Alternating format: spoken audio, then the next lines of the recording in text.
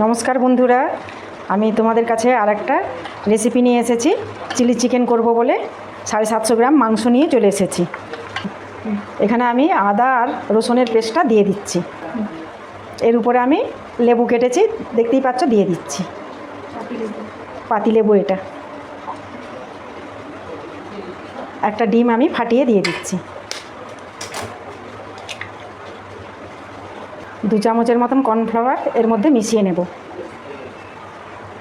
মাপ মতো নুন দিয়ে দেব।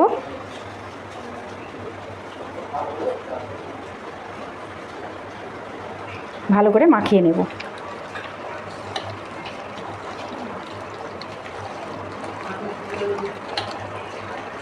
এর মধ্যে আমি কিছুটা লঙ্কার গুঁড়ো ছড়িয়ে দেব। ভালো করে মিশিয়ে নেব। এর মধ্যে একটু গোলমরিচের গুঁড়ো দিয়ে দিচ্ছি। ব্যাস।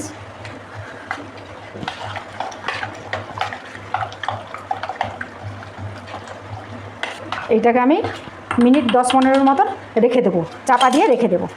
আমি এখানে 3 রকমের ক্যাপসিকাম নিয়েছি আর এখানে একটা পেঁয়াজ নিয়েছি। এগুলোকে আমি চৌকো চৌকো করে কেটে নেব।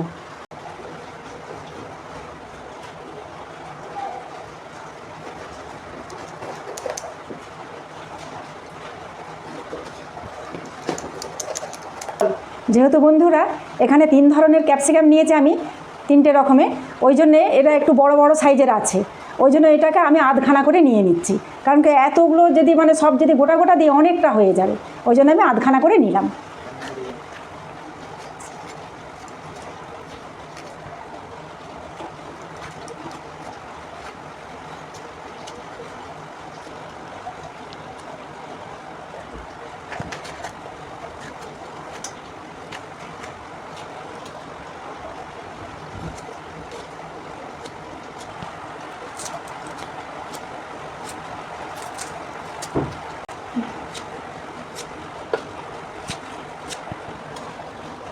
তিন রকমের ক্যাপসিকাম বন্ধুরা আমার একদম কাটা হয়ে গেছে, রেডি করে ফেলেছি। দেখতেই পাচ্ছ এখানে সবুজ, লাল, হলুদ আর এখানে হচ্ছে পেঁয়াজ কুচিয়ে ফেলেছি। এইবার আমি কড়াটা বসাবো। চিকেনগুলো ভাজার জন্যে আমি কড়াইয়ের মধ্যে তেল দিয়ে দিচ্ছি।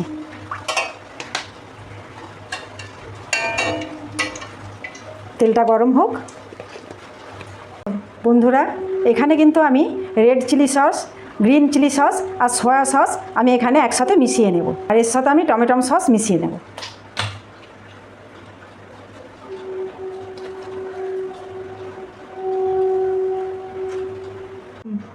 এর মধ্যে একটু নুন মিশিয়ে নেব। নুন তো অল্প পরিমাণ থাকেই, তাও একটুখানি দিয়ে দিলাম। এবার আমি সসগুলোকে ভালো করে মিশিয়ে নেব।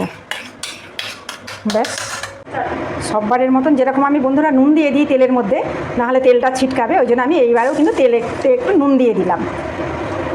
দিয়ে একটু নেড়ে নেব। এবার আমি মাংসগুলো আস্তে আস্তে করে ছেড়ে দেব।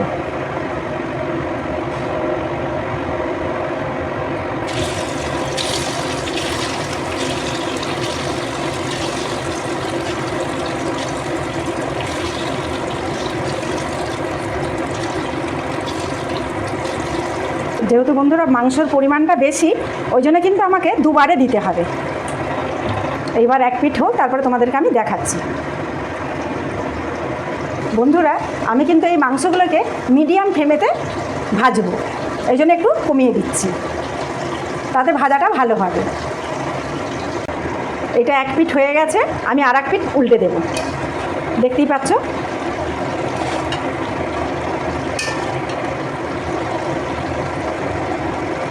আর এক পিঠ আস্তে আস্তে করে আবার একটু হবে।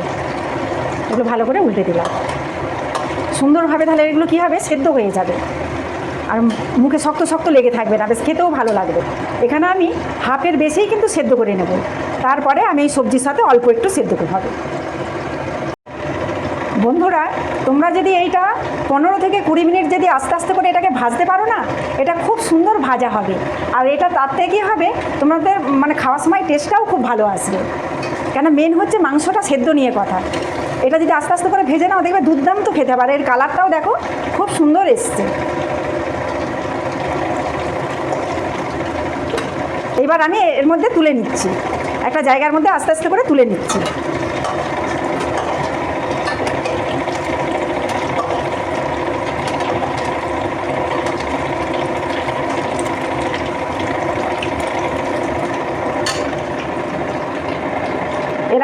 বাকিগুলোকে ভেজে নেব। মাংসগুলো দেখতেই পাচ্ছ খুব সুন্দর করে ভেজে নিয়েছি আমি। বন্ধুরা, তেল গরম হয়ে গেছে, এতে কিন্তু আমি পেঁয়াজগুলোকে দিয়ে দেব। একটু নেড়ে দেব।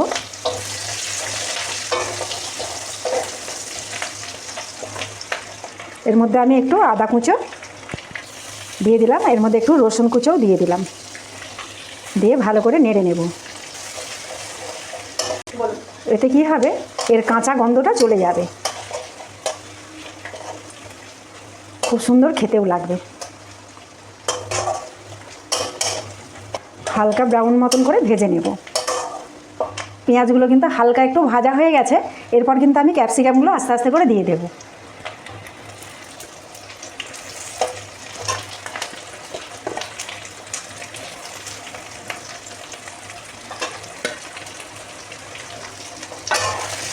ভালো করে নেড়ে নেব, হালকা একটু ভেজে নেব।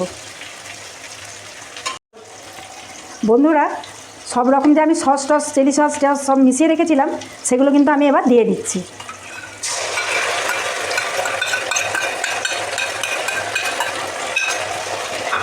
আঁচটা একটু কমিয়ে দেব।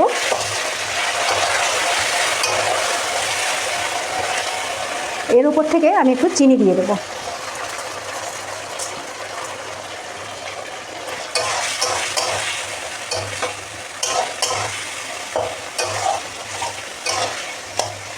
এবার মাংসগুলো আমি দিয়ে দেব।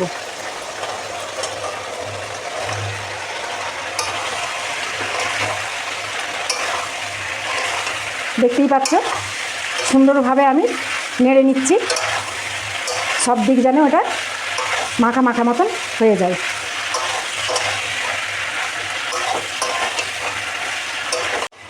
বন্ধুরা, ওপর থেকে কিন্তু আমি একটু নর্মাল জল মিশিয়ে দেব।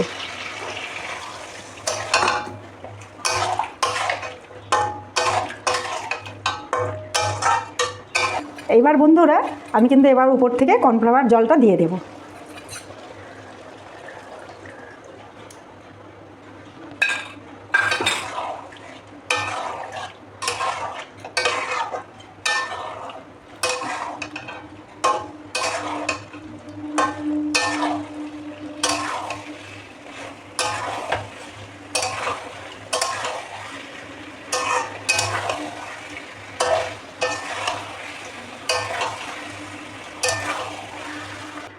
বন্ধুরা, চিলি চিকেন কিন্তু একদম তৈরি।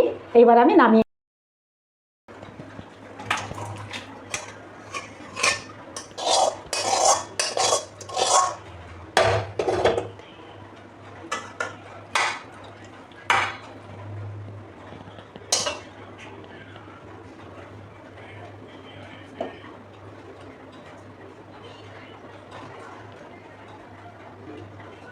বন্ধুরা, চিলি চিকেন কিন্তু একদম তৈরি। তোমরাও এরকম করে ঘরে খাবে, খুব ভালো লাগবে।